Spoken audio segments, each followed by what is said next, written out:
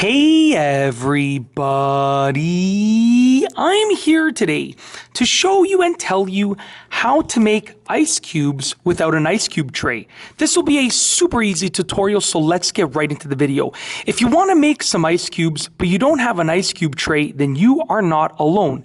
Many people only make ice cubes every once in a while, so they don't really have a need for an ice cube tray, but they still need those ice cubes every once in a while. I'm going to show you exactly how to do it. All that you need is a Ziploc bag or any sealable bag. So what I've done is I've taken this Ziploc bag and I've put about maybe a quarter full of water in there. So you can see it's about maybe a quarter of the way full.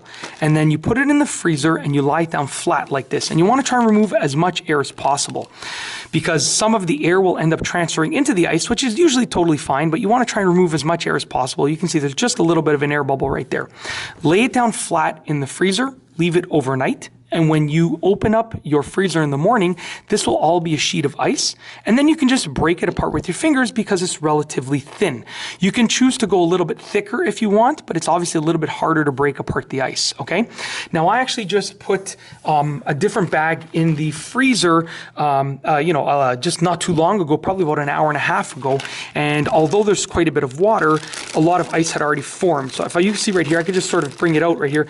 I can squish it up to show you that I can like make crushed ice like that. So you can see right here, this is like crushed ice if I crush it up, right? So the idea is very simple, that you just leave this in the freezer overnight and it will be completely iced out.